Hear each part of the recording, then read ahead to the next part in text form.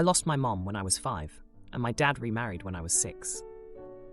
I loved my stepmom pretty quickly.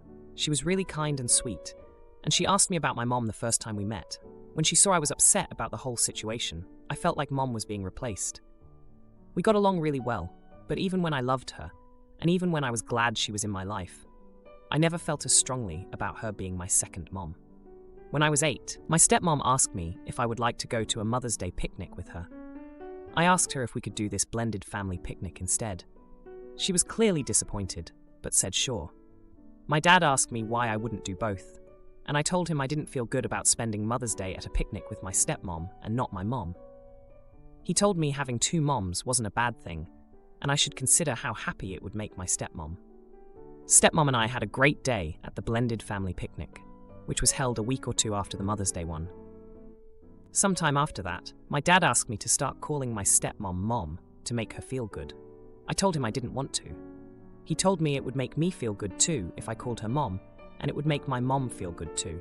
I told him it wouldn't, and he walked off annoyed. Over the years, we had many times where I was being asked either directly or indirectly to accept my stepmom as more than my stepmom, but as my second mom. My stepmom was great though, and she never stopped talking about my mom or took away her photos. I love her for that. But it's just not the same kind of love. She would ask about Mother's Day sometimes, or offer to do these Mother's Day celebrations my art classes threw for us and our moms, but she didn't push if I said no, which I did. My dad was more pushy, and for a couple of years, we were all in therapy because he thought it was an issue. Recently, he told me I am old enough now, 16 years old, to accept that my stepmom is just as much my mom as mom is, and that she deserves to be more than my stepmom after all this time. He said it unalives her that I never acknowledge her as my second mom. It upsets her that I don't want to celebrate her on Mother's Day, and that I'm sad on Mother's Day instead of enjoying her with my half-siblings. My dad's birthday was Saturday, and we had both his and my stepmom's sides of the family over. My dad brought up to his mother-in-law that he wishes we could join her and the rest of the family for their Mother's Day weekend trip. But he didn't want me, mopey, to depress everyone, since I can't make the day a happy one for the woman who's been raising me for a decade. It made me lose my temper a little, and I told him he wouldn't understand, but I can't just stop being sad that mom isn't here. And I can't just force myself to feel the same about someone else. I told him if he really loved me like he claims, he would be way more understanding and stop trying to pressure me to claim my stepmom. He was so mad I spoke like that in front of the extended families. Am I the idiot? Now, for a few comments before the update. Comment 1. Your father brought it up. He did it to shame you, to pressure you into doing something that you don't want to do. You reacted to his behavior. This is normal. It has been going on for 8 years or so. I think your behavior was predictable. In essence, your father messed around and found out. Then he was embarrassed. Not the idiot. Comment 2. Not the idiot. Good for you. Stand your ground. If you are perfectly polite, obey, show appreciation, you are doing your job. Adults who force kids into a corner amaze me. That is a conversation you two need to have in private. Now the entire family knows how you are being pressured. You be you, smart girl. Now, for the update. Hey everyone, thanks for all the support on my last post. It's been a chaotic month since then, and a lot has happened. I'm back to give you an update, and trust me, it's been a roller coaster. After the blow-up at my dad's birthday, things got really tense at home. My stepmom, who's always been the peacekeeper, tried to smooth things over. She sat me down and we had a heart-to-heart. She told me about how when she first met my dad, she was nervous about stepping into a family that had lost so much. She never wanted to replace my mom, but she did want to be someone I could rely on. It was touching to hear her side of things, and it made me see her in a new light. But just when I thought we were making progress, my dad dropped a bombshell. He'd been keeping a secret from both of us. Turns out, my stepmom had been dealing with infertility issues before she met my dad. She'd always wanted a child of her own, but never got the chance.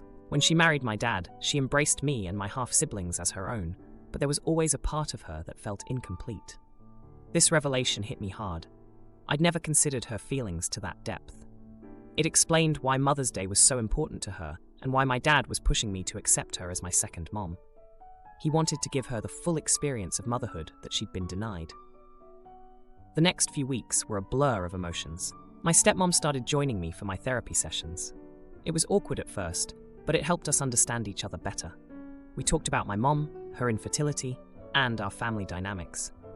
It was during one of these sessions that I learned about my stepmom's tradition of visiting my mom's grave every year on her birthday, something she'd done in secret to respect my feelings. Things at home started to improve. My dad apologized for pressuring me and admitted he was just trying to make everyone happy. He realized that he couldn't force a relationship and that it had to develop naturally. As Mother's Day approached, I was dreading the day. But then my stepmom surprised me. She suggested we do something different this year. Instead of the usual celebrations, she wanted to spend the day volunteering at a local shelter. It was a cause close to my mom's heart, and it felt like the perfect way to honor her memory. The day was emotional, but fulfilling. We worked together, serving meals and helping out where we could. It was the first Mother's Day that didn't end with me locked in my room, crying. I felt closer to my stepmom than ever before. But just when I thought we'd turned a corner, another twist came our way. My dad's mother-in-law, my stepmom's mom, had always been a bit distant with me. I never knew why, but I assumed it was because I wasn't her biological grandchild. However, during a family dinner, she let slip the real reason. It turns out, she'd always been jealous of the bond my stepmom and I shared. She felt like an outsider in her own daughter's family. She confessed that she'd been the one urging my dad to push me to accept my stepmom as my second mom, thinking it would bring the family closer together. This confession caused a huge argument. My stepmom was furious that her mom had been meddling in our family. My dad was upset that he'd been influenced by her without knowing the full story. And I was just shocked. The confrontation ended with my stepmom's mom leaving in tears, and the rest of us trying to pick up the pieces. It was a mess, but in a weird way, it brought us all closer together. We realized that we'd been letting other people dictate our relationships, instead of just talking to each other. Now, we're working on rebuilding our family, but this time on our own terms. My stepmom and I have started a new tradition for Mother's Day, one that includes volunteering and visiting my mom's grave together. My dad is learning to step back and let things happen naturally. And just when I thought things couldn't get any more complicated, my stepmom dropped another surprise. She's pregnant. After years of thinking it was impossible, it turns out she's expecting. The news has thrown our family into a whole new kind of chaos, but it's a happy one. My pregnant girlfriend begs me to skip Mardi Gras parades, but I sneak off to party and drink anyway, until she confronts me and we bare our souls just to find out we're having twins. I, female 23, am 6 months pregnant with my boyfriend, male 26, and my first baby. I have had a few complications. I am now on a blood pressure pill, which has made me more exhausted than usual. During Mardi Gras season, my boyfriend and I have been attending parades with friends for the past month. I recently had a talk with my boyfriend and told him that I needed a break from parades because it was taking a pretty heavy toll on me.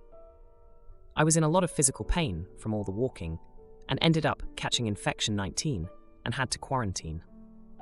Mardi Gras weekend was this past weekend, and my boyfriend asked me if I would go to parades with him. I agreed to one because I have a friend who lives on the parade route and allowed us to watch the parade at her house. He still wanted to go to parades for the rest of the weekend though, and told me that if I didn't go, then he wouldn't be able to go since his car isn't safe to drive in the city, and he wanted to drink. After some convincing, I agreed, only if we bring chairs for me to sit in.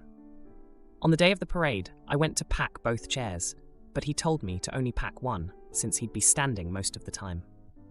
We were rushing out of the house, and ended up getting to the parade later than we planned, so we had to park further away from where we were meeting friends. Ultimately, we ended up walking 11 blocks to meet them. Halfway through the walk, I had to use the restroom, and couldn't hold it anymore. My boyfriend was upset with me because we were already running late, and for the rest of the walk, gave me the silent treatment. When we finally got to the spot, I was completely out of breath, overheated, and my feet were on fire. He set up our chair and then sat down in it. I asked him if I could sit down, and he told me to just give him a minute. I was almost in tears at this point and visibly upset. So this kind stranger who was set up a little bit further down the road ended up asking if I wanted to use one of his seats. I thanked him, and we had a nice but short conversation about my pregnancy. Once we got home, I had a conversation with my boyfriend about how I felt that he didn't care that I was pregnant and should have given up the seat for me. I also said that it was sad that a stranger had to give up his seat for a woman he didn't know.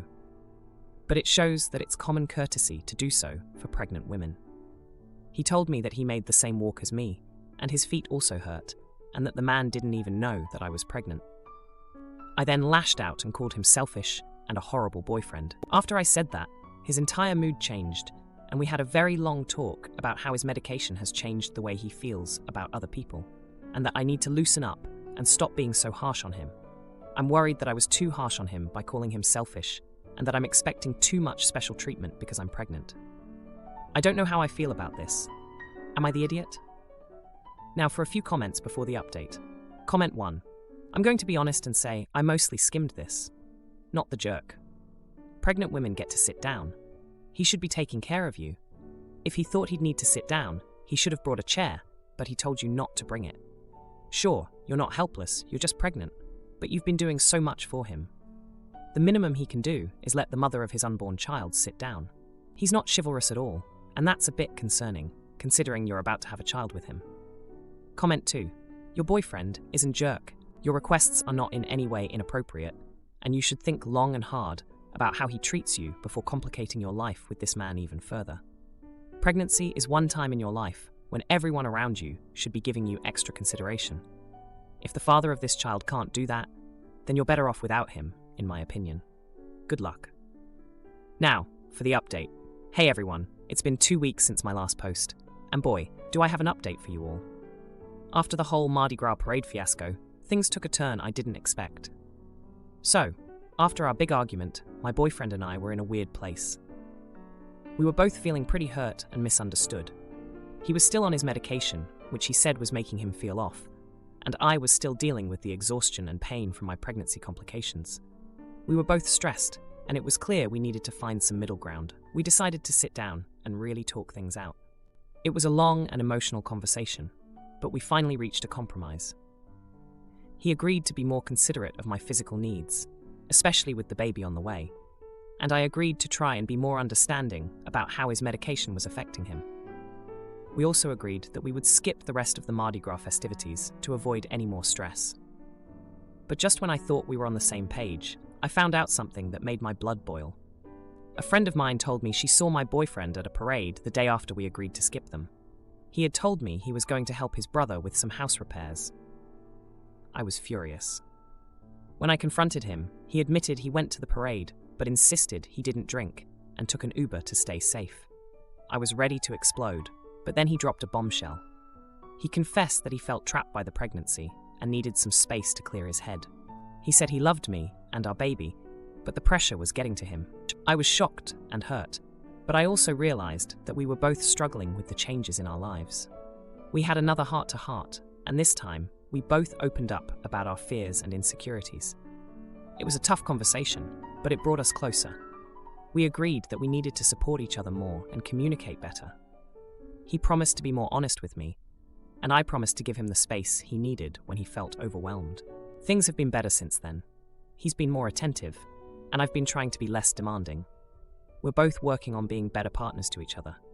It's not perfect, but we're making progress. And then, just when I thought we were getting back on track, another surprise came our way. At my latest doctor's appointment, we found out we're having twins. We were both in shock. Twins run in my family, but I never thought it would happen to me. It's going to be a lot more work, but we're both excited and terrified at the same time. This revelation has brought us even closer together. We've been busy preparing for the arrival of not one, but 2 babies. It's been a lot to take in, but we're doing it together. Man behind me on flight keeps kicking my seat and demands I open the window, then closes it. When I do, so I tell him off, but he plays the race card and screams until I'm scared. Please don't share on social media or cross-post. So a few months ago, I was on a short flight sitting at the window seat. I was in one of those weird window seats, where you basically have 2 windows and the person behind you doesn't have any. I closed them both as soon as I was able, because the sun was shining directly in my face and it made me uncomfortable. The couple behind me knew they were together because of a conversation between them and the flight attendant. Spent the first 30 minutes of the flight repeatedly hitting the back of my seat, which obviously was annoying, but I left it alone. I had my headphones on and I was reading a book, but the guy, middle seat, tapped my shoulder and asked me to open the window. I did, and put my headphones back on. Not even 30 seconds later, he reached over his girlfriend, hitting my headrest to close the blinds. Starting to get pretty frustrated at this point, but it's a short flight, so I just let it be. He taps me on the shoulder again to tell me thank you for opening the blind. At this point, I'm annoyed, so I ask him to please not touch me again and to leave me alone. During this whole time, they are still hitting the back of my seat. The flight attendants come by with the small water and the snacks, and I put mine away for later. He taps me on the shoulder again and asks for my water. I said no, and I again said to please leave me alone and to not touch me, but he now demands my water. I put my headphones on, and the seat hitting gets more aggressive. When the flight attendant comes around for pre-landing checks, I ask her to ask him and his girlfriend to stop bothering me. When she asked for further details, I explained they had been hitting the back of my chair the whole flight and kept tapping on my arm, even though I had asked him not to. I am a white woman, and the man was black, so he started screaming in French and pointing at his skin and saying in English that it's because he's black. The flight attendant said she believed he hadn't done anything wrong, and the girlfriend started laughing, saying, why would he touch her inappropriately when she was sitting right there? I was getting scared because the flight attendants weren't helping, and they were both aggressively hitting the back of my seat at that point. I'm of the belief that any time you touch someone after they've told you not to touch them, it's inappropriate. But I never used those words when speaking with the flight attendant. She did scold the girlfriend for laughing at me for being uncomfortable, but she just let this man hit the back of my seat in front of her without saying a word. For all of this saying this is fake, believe what you want. But honestly, if I was going to make up a story, it wouldn't include me tolerating harassment for 2.5 hours and being afraid for my safety in public. Now, for a few comments before the update. Comment 1. You know when it's time to pull out your phone and start recording people in public, and then you post the misbehaving people on social media? This is one of those times. Not the idiot, and I'm sorry the flight attendants didn't do anything to help you. Not the idiot. Comment 2. After a bad experience on a plane where I didn't take a video, I just do this. If I have to ask someone not do something a second time, I will usually be recording. I don't put the phone in their face, just record on the side in case I need it. Now, for the update. Day 1. So, remember the couple from my flight a few months back? The ones who kept hitting my seat and bothering me? Well, guess who I ran into at the coffee shop today? Yep, the same guy. At first I didn't recognize him, but then he came over and said, "Hey, window seat girl." My heart sank. I was just trying to enjoy my latte when he sat down at my table. He started off by apologizing for the flight incident, said he was having a bad day and took it out on me. I was skeptical, but listened. He told me he and his girlfriend had broken up right after that flight. Apparently, she had been cheating on him with his best friend, and he found out mid-air when he saw texts on her phone. That explained the weird tension and the seat hitting, I guess. Day 2. So, the guy from the coffee shop, let's call him Mark, messaged me on social media. He found me through the coffee shop's check-in feature. Creepy, right? But he was persistent, apologizing again and asking if we could be friends. Against my better judgment, I agreed to meet him for coffee again. We talked, and he shared more about his past. He had moved here for his now ex-girlfriend and didn't have many friends. I started to feel bad for him. He was charming, and I could see why his ex would have been attracted to him in the first place. We ended up talking for hours, and I learned we had a lot in common. He loved books and had a passion for traveling, just like me. Day 3. Mark and I had been texting non-stop since our last coffee meetup. It was surprising how quickly we clicked. He suggested we go out for dinner, and I agreed. The night was going well until we ran into his ex-girlfriend. She was with the same guy Mark had mentioned before, his former best friend. The confrontation was intense. Mark's ex was shocked to see us together. She started laughing and making snide remarks about how Mark must have finally found someone desperate enough to be with him. Mark was visibly hurt, and I felt a pang of heartbreak for him. He had opened up to me about how much that betrayal had hurt him, and seeing it all play out in front of me was tough. The ex's new boyfriend stepped in, trying to calm things down, but Mark was having none of it.